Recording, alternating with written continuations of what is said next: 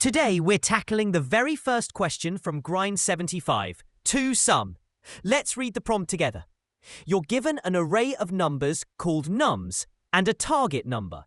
Your task? Find two numbers in the array that add up to the target and return their indices. For example, say you've got nums equals 15, 7, 11, 2, and the target is 9. Since 7 plus 2 equals 9, we'd return 1, 3, which are their positions in the array. There's exactly one solution for each input, and you can't reuse the same element twice.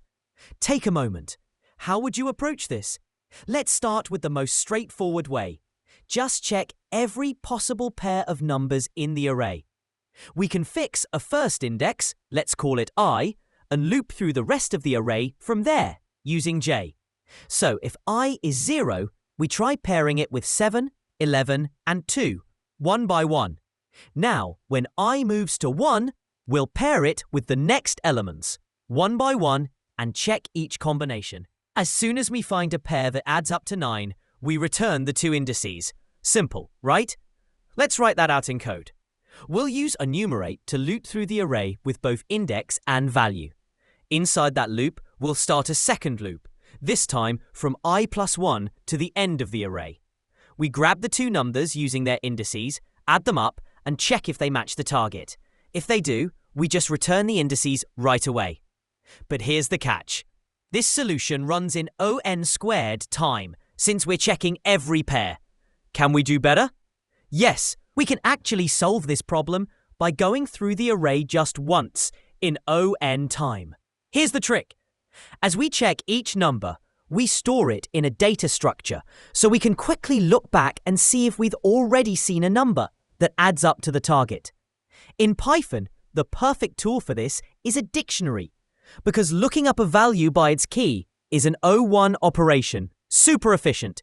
So here's what we'll do. We'll loop through the array and store each number in a dictionary as we go. The key will be the number itself, and the value will be its index. But before we store it, we'll first check. Has the number we need to complete the target, that is, target minus num, already been stored in our dictionary? If it has, then bingo. We found the two numbers that add up to the target. Let's walk through it step by step using our example. We start by initializing an empty dictionary called lookup. We're at index 0. The number is 15. What number would we need to reach our target of 9? That's 9 minus 15 equals -6. Is -6 in our lookup? Nope.